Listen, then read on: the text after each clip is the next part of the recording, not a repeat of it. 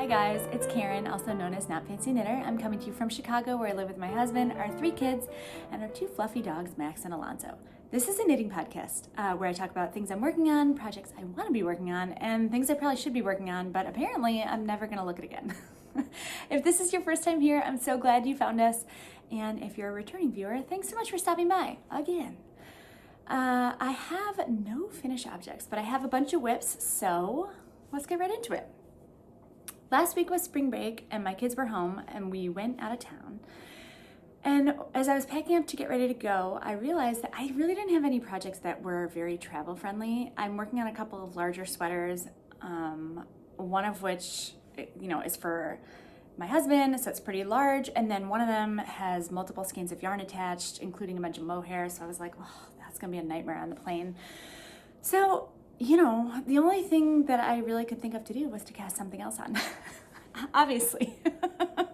So my daughter had a birthday party and it turned out to be right nearby a yarn store in Chicago that was new to me. I mean, not new, but I had never been in there before, called Firefly Fiber Arts Studio. It was really cute, and I didn't know until I got there that their MO is to have sustainable yarn, or basically not to have any nylon or polyamide or synthetic fibers in there.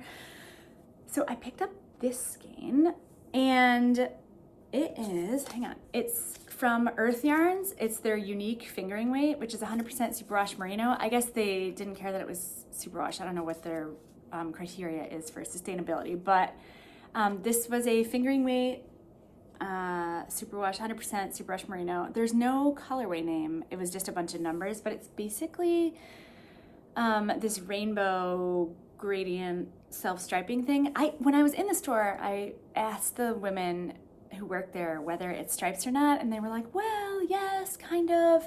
And they had a sample of it worked up, but it was a crochet cardigan, so it was sort of hard for me to visualize what it would look like knit up. So I decided I was just going to cast on a Musselburgh by Ysolda Teague, because that really showcases the yarn, and just sort of see what happens.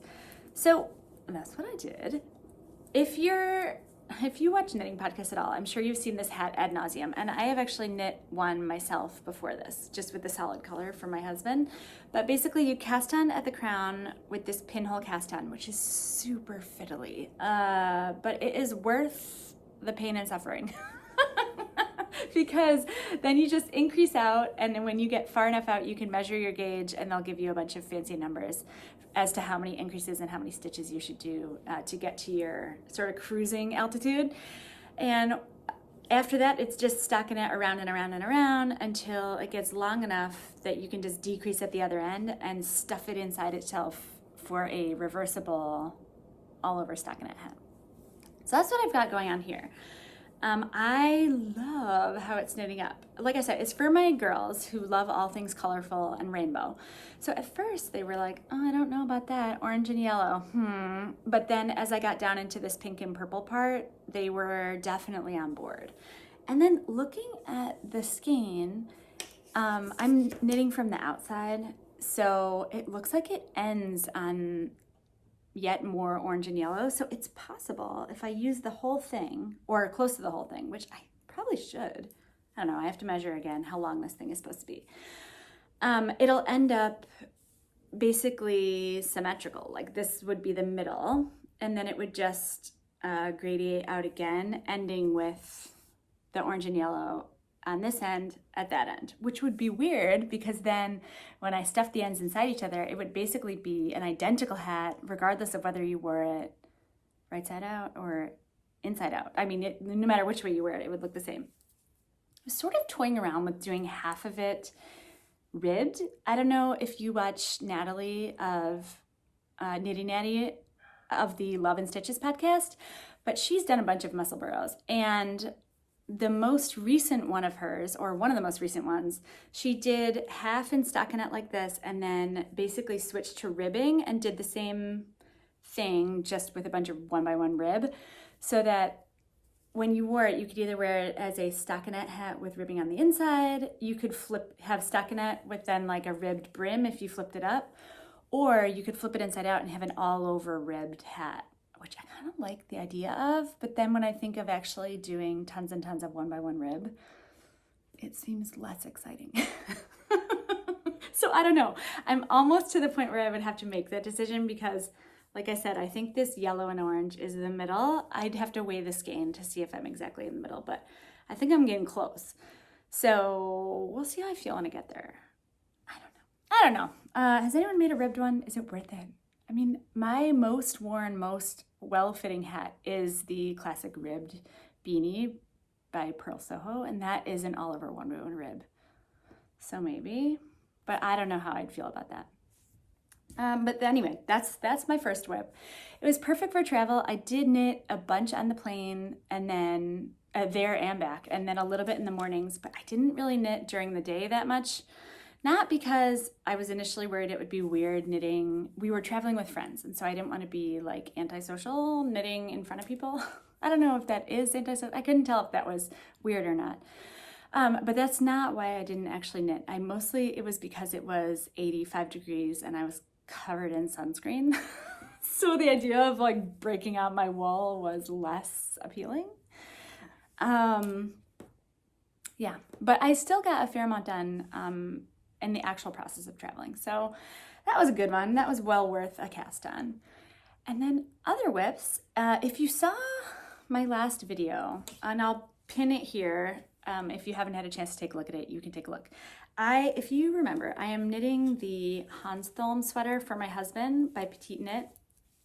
It is an all over sort of stockinette sweater, topped on raglan, cast on at the neck. I altered the neckline a little bit because she initially put a fold over collar in the pattern, but I didn't think my husband would like that. So I just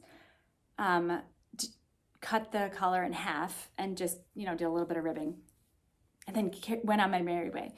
So the last time I podcasted, I had split for sleeves for this sweater, and some eagle-eyed viewers noticed that my yoke depth was super shallow. And they were like, is your husband very small? I'm like, not really. So I looked at it and I was like, oh no, it does seem really shallow, even though I had measured my gauge a bunch of times and I had done the amount of increases that were recommended in the pattern. So I don't really know what happened there, but I took out one of his store-bought sweaters that fits really well, and I sort of held up the Hanstholm to the store-bought sweater, and just to get a visual of how far off I was for the yoke depth. And you guys, there was like this much. It was like a good 3 inches shallower than the store-bought sweater. So I was like, shoot, that doesn't sound good. I mean, that's never gonna fit. And I wasn't really looking for like a skin tight muscle sweater. If you knew my husband, you would crack up. He's like very much professor type, you know what I mean? Like he's not gonna like that. So, okay. So I decided to just take it off the needles, rip back until right before the sleeve separation, and then add more increases, add more depth to the yoke, and split for sleeves again. So if you want to see me freaking out as I try to do sweater surgery, check out my last video because I try to go into it. I filmed the process and with varying degrees of success, but I was able to get it off the needles, rip back, and then pick up all the stitches again. The one thing I will say is I am knitting this sweater out of Rowan Felted Tweed, which is really sticky yarn, which was great for this. This is the colorway Treacle, which is dark brown with these blue, my camera's not that great, blue and rust and sort of beigey flecks, really pretty. But it is really great for ripping back because the stitches, just when I took them off the needle, they didn't go anywhere. They just kind of sat there, nice and chill, relaxed, waiting for me to pick them up again.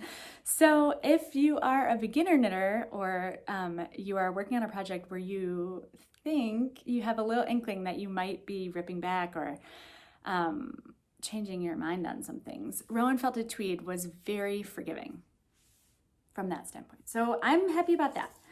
I'm back. I got everything back on the needles. My stitch count is where it should be, and I was basically just adding increases. Okay, so some of the people who watched my last video mentioned that I had measured, in the video, I had measured the store-bought sweater by measuring the raglan line on the sweater and the raglan line on the store-bought sweater. And they actually were like, well, it would probably be better if you measured from the collar straight down to figure out what the yoke depth is rather than measuring on a diagonal. And I totally agree. I actually had that same thought right after I finished the video. So I measured the store-bought sweater straight down and on the raglan, and they both were like way short. So I'm just gonna keep on going, adding depth. And I still haven't split for sleeves yet. So I'm hopeful that I'm back on track. When I get close to the sleeve separation, I'm probably gonna have him try it on just so that I don't have to rip back twice, because I don't think I have the mental fortitude to rip back the same sweater multiple times. But so far so good. I mean, I feel like disaster has been averted. The worst hopefully is over. And we can just sort of continue with the Hanstholm. This is actually the back, because this is the cast on. Wait, yeah. So hang on, let me flip it over. It's really hard to show because it just looks like a brown blob, but it is very pretty yarn. And I think it's working up really nicely. The Rowan Felted Tweed is a DK, but it's a really light DK, which I like because it's gonna be a pretty big sweater and I don't want it to be too heavy such that it'll kind of pull itself out of shape. So that's going. I haven't picked it up since we got back from our trip. So I'm hoping that I took good notes and I can tell where I am. That's always my problem. Like if I have too many projects going, then by the time I cycle back to one, it's like a great mystery where I was. But I think I put good notes. I keep all my notes on my phone. So I think. And plus, I'm kind of just winging it now that I'm not following a precise stitch count because I'm adding depth. I don't know, you guys. Cross your fingers. I think it'll be okay. I feel better than I did before I ripped back. So I think we're back on track. I'll keep you posted. Okay, and then I have one more sweater. And this, if you recall, is the Dot sweater by Knitting for Olive. Hang on, where's the front? I don't even remember. I think this is the front. Okay, this is an all-over colorwork project that I'm making for my daughter, who is 6. I'm making the size 8 because I don't trust myself to be able to finish this winter, so I want to make sure that she'll still be able to wear it next winter, assuming that I finish it by then. I'm kind of slow. So I am knitting this out of, the background colors are a fingering and a mohair held together. This is Creo, a dyer that's local to me.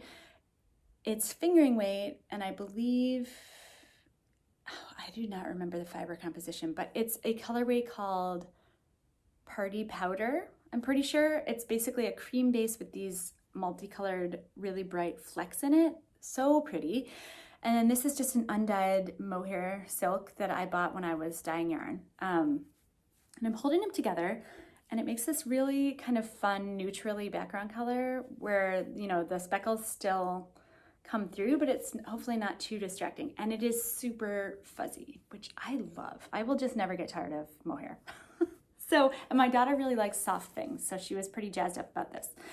And then my dots, sorry, let me make sure this stays on the needles. My dots, in the pattern, they are knit with various shades of merino, but I am using a giant skein of Noro Yukata, which is wool, alpaca, and I believe polyamide in some sort of combination. And it's a giant gradient. I was initially worried that the gradient would move too quickly for a whole sweater so that each individual dot would be sort of too multicolored for my liking, but I think it's turning out great. I mean, some of them are multicolored, like this one right here. You can see how the gradient changes in the middle of the dot, but I sort of like that effect. Last time I didn't put a progress keeper, but I'm pretty sure I was in this row here. So I've done a few more rows of dots since then. There's supposed to be 9 rows of dots before the sleeve separation, and I'm on the 8th row. So I have one more to go, and then I can separate for sleeves. I am excited because I think it's working out great. The colorwork pattern is not very difficult to remember, so I don't always have to refer back to the pattern, which I fully appreciate. And I'm also glad that it's just really fun to knit. I had made a colorwork, all over colorwork sweater for myself not too long ago. It was the Spot Sweater by Ann Bensel. And that was the project where I really sort of felt like I got into a flow with colorwork knitting for the first time ever. And I didn't want to let it go too long before doing another project because I really didn't want to lose that skill because it was sort of hard won. So this really fits the bill. I would not say this is a good beginner sweater because it is kind of a lot going on. But if you like colorwork, it's a fun one because, like I said, it just repeats and you add increases at a regular rate. And so the pattern sort of stays constant. And I like that. And I also was contemplating, and tell me if this is crazy or not, but I don't know if you read the Yards of Happiness blog by Dana. What the heck is her name? I will put it on, I'll put her full name on the screen. She's amazing. And she makes so many sweaters for herself and her family. And she also knits matching sweaters for her dog, Jellybean, which is a Chihuahua. Because Jellybean needs a lot of sweaters because she gets chilly. And so it occurred to me, like, wouldn't it be awesome to make a matching dog sweater for Max or Alonso of the dot sweater? I mean, not in these colors, although they probably would like these colors. Can dogs even see color? I don't even know. But I was sort of toying around with making a little dog sweater of this. I don't think it would be that hard. It's a raglan, right? So if I just cast on the collar, then I could just increase out and make like a tube with some leg holes. I don't know if I'll do that. I think it would be really funny. I think my daughter would get a super big kick out of it because she is the dog whisperer in our house. They all love her the most. They sleep in her room sometimes. I think, oh, there they are. I think she would get a really big kick out of having matching sweaters with them, but we'll have to see how ambitious I feel when I finish this. I might just be done with the dot sweater for a while, but that's like percolating in the back of my mind. On our trip, I packed the My Little Secret crop by Jessie Maed Designs, and I'll pop up a picture here, but it's basically a little crop top made with fingering yarn held double. You can also make it with a DK or a worsted weight, but that's how I made mine. And I wore it on our trip, and my daughter was like, "Can I have one of those?" So I was like, yeah, it's the fastest knit ever. You could probably knit it some people could probably knit it in like 3 days, but it probably would take me about a week. So I was like, yeah, let's do it. I have this yarn that my husband got me that I've been trying to figure out how to use. It is 3 Irish Girls yarn in their Adorn Luxe base. It's 85% merino and 15% nylon. And it's a fingering weight in the colorway Balmoral. And so it's this beautiful purpley blue sort of tonal situation. I love it, but I have multiple skeins and I like to knit a lot of garments, and I don't know if I don't wear a lot of like bright colors. So I was sort of struggling with how to use it. I kept thinking like, well, maybe I'll put in a shawl, or maybe it seemed like too much yarn for a hat. Or even hat and mitts, and it just seemed like not really my style as far as colorways. But I really want to use it because I love getting yarn and I want to encourage people to get me more yarn. So I have to use what they get me so that they know for real I like it. So I cast on the My Little Secret crop for my daughter. But here's the thing. That pattern is not a kid's pattern. It's an adult pattern. So I made the extra small for myself and I put it on her, and it was like a dress. It was like a tent. So she's such a peanut that I was like, okay, I'm going to have to do some fancy finagling to get this pattern to work for her. But it's a pretty simple pattern. So I did it 2 ways. First, I put the extra small on her, and I kind of did like the lazy man's. I like pinched the extra fabric, and I just literally counted how many ribs I eliminated to get it to fit her. And then I was like, well, that's not very precise. So I actually looked at the schematic and the measurements for the finished piece, and then I measured her body and did some proportionate math to figure out how much I'd need to reduce the stitch count by to get the proper size for her. And both methods came out with the exact same stitch count. So I was like, excellent, that is the answer. So I cast it on, but you guys, look how tiny this is. It's like doll-sized. It's like, it's like if Stuart Little needed a My Little Secret crop, he would probably want this size. So it's basically the stitch count I would use for a hat. I'm not going to tell you what it is because it's a paid for pattern. And even though, anyway, it's very small. But I was like, well, my Little Secret crop is really stretched out. It's kind of like the ribbing, I've blocked it several times. So the ribbing doesn't spring back the way it does before you block it. So I'd say it's pretty stretched out. Like my ribs look kind of like this, right? So if I stretch it out, I only really need 9 inches across. And if I stretch it out as far as it'll go, I get like 10 and a half or even 11. It's hard for me to measure holding it stretched, right? But I was like, well, I think it'll fit. So I just put it on waist yarn because I had knit as long as I think, you knit it bottom up. So I had knit as long as I thought I would need to get to the underarms. And I had her put it on, and lo and behold, it does stretch enough to fit. I'm gonna have to add a little bit of length because you know when you stretch something wide, it gets a little bit shorter. So I think I'm gonna add like 1 or 2 inches, 1.5 to 2 inches of additional length just to make sure that it goes down long enough. I mean, mine is pretty cropped, but I don't wanna make a real crop top for my 6-year-old because that feels kind of gross and creepy. So I'm gonna make a real tank top for her, not a crop top.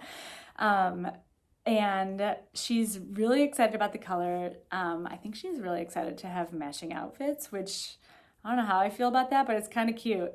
So I'm gonna work on that, put this back on the needles, add a couple of inches of length, and then basically the pattern, you just go back and forth with some decreases in the front and then add some I-cord straps. So max, I'd say like 2 or 3 days for me to finish that. I'm excited because it is warming up here in Chicago. I mean, it snowed yesterday, so it's not warming up too much, but there are some times where you can tell that there is a light at the end of the tunnel, right? So that's the My Little Secret crop by Jessie Maed. If you have made this in a child size, please let me know how you did it because I'm still a little worried about this situation.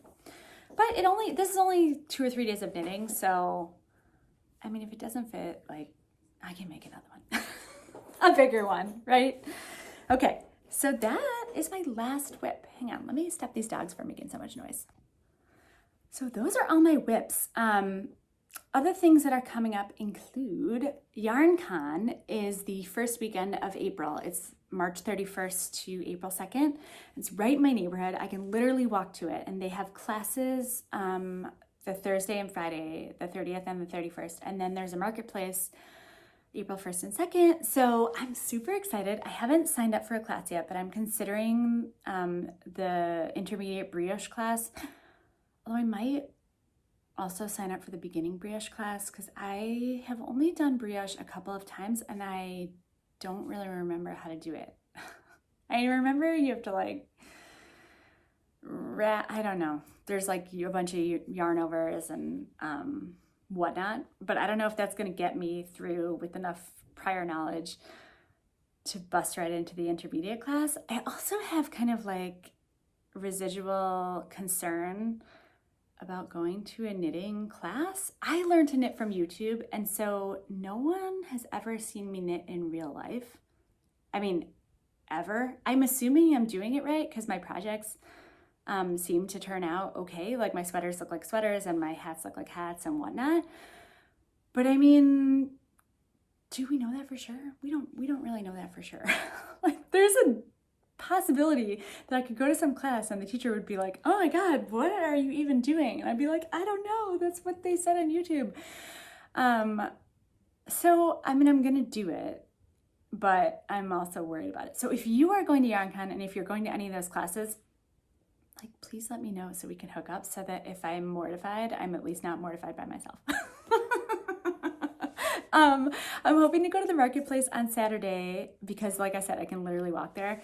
I have a bunch of kid activities on Saturday morning, which is going to make it a little bit tricky, but I'm going somehow. I'm going to make it there somehow. So that's it for events. And then other than that, we've just been sort of hanging out. Things are good here. It's very relaxed. I'm excited for the kids to go back to school. They've basically been living in my basement, playing video games and watching TV. And I believe subsisting almost entirely on candy. They don't even ask me anymore. So they need to go back to school so that they don't turn into complete feral animals. We're a little bit on vacation time here. So everyone's staying up way too late. We usually go to bed at like 7:45 and everyone's been up until like 9:45. So I feel bad because our family is kind of wrecked. Like my kids are flopping around, tired and out of sorts, and there's really no one to blame but myself.